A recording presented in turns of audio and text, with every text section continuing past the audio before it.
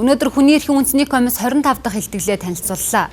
Иргэдийн эрх хаан зөрчигдөж, ямар эрсдэл байгааг тодорхойлдог чухал баримт өгдөг. Гэвч өнгөрсөн 5 жилийн хугацаанд хүний эрхийн үндэсний комиссийн илтгэл тусгагдсан зөрчлүүд 50% нь өөрчлөгдөөгүй хэвээр байна.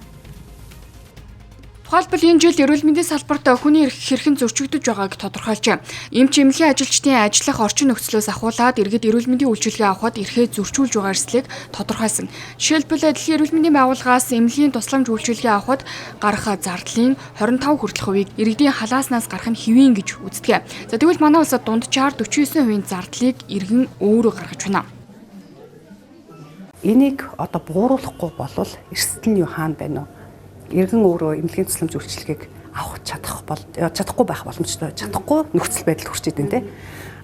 Тэгснээр одоо юу гэдгийг улмаар одоо өвчин хүндэрнэ эсвэл нас барах эрсдэл бий болно. Нөгөө талаасаа дахиад юу вэ гэхээр ядуурл өртөх эрсдэл бий болоод тухайн өрх нэг хүн хордоо хавдар туслаа гэхэд л хамаг байдаг юмараа ингэж байхгүй болчиход шүү дээ. Товчхондоо эрүүл мэндийн даатгалын тогтолцоо муу байна гэсэн үг. За уг нь зөрчил эрсдэл хаана байгааг энэ мэтээр тодорхойлдог.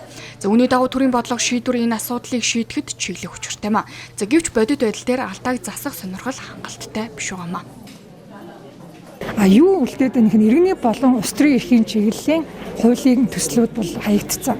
Тэгээ хөгжлийн бишэлтэд ирэх хүүхдийн гэдэг ийм нэг зорилт бүлгүүд аваад байгаа шүү дээ. Энэ гэрч өргөч гэдэг. Энэ саналууд бол ерөөсөө ахиж гараагүй. Ер нь хилцэг асуудлын төлөвлөгөөнд ч гэрч өргөчих сая орсон баг хилцэг асуудал бусд нь бол нэг төдийлөн яригдахгүй байгаа. Үеийнгийн дээрлэхэлд газар авч нийгмийг зочрох хэмжээнд хүрсэн гэдгийг хүний эрхийн үндэсний комиссийн 23 дугаар илтгэлд тусгасан байжээ. За гэвч өнгөрсөн 2 жилийн хугацаанд энэ чиглэлд дөрвтэй арга хэмжээ аваагүй. За үр дүнд нь өсвөр насны хүүхдүүд бусдыг дарамталж сүрдүүлдэг бүлэглэл болтлоо хөгжсөн гэдгийг цахим сүлжээнээс олж харцгаасан юм. Тэн донд ЕБС дээр хамгийн Месүд 2 дээр хамгийн төгөөмөл гарч ирсэн нэг асуудал үеийнгийн дээрлэхэл. Тэр үеэс эхлээл бид нар боловсролын яамыг ямар нэг юм хийхгүй бол энэ ганц тохиолдол биш юм байна. Нэг тохиолдол биш 10 биш. Энд чинь түгээмэл ингээд маш олон давтамжтай болсон. Илэрч байгаа хэлбэрийн цахим технологитой холбоотой бүр өөр болсон. Тэгээ янз янзын хэлбэрлэрээд идэг юм болцсон байна. Хариу арга хэмжээ аваач гэдэг. Тэгээ ямар арга хэмжээ авч болох вэ? Яг манайх бас саналаа хэлж байгаа мэдээ шийдвэр гаргах нь тэр одоо салбарын манлайлал шийдэл нь болно л доо. Энэ хэрэгжилт тэр нь ямар байсан? Хангалтгүй байна. Алдаа байгааг оншилсан ч эмчлэхгүй бол өвчин улам хүндэрнэ.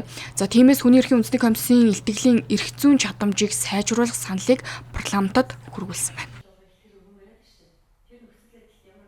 Хүний эрхийн үндэсний комиссийн илтгэлийн мөрөөр гаргасан Улсын хурлын тогтоолыг хэрэгжилтийг нь заавал биелүүлэхгүй бол гэдэг ийм холбоосыг хуульд хийж өгөөч.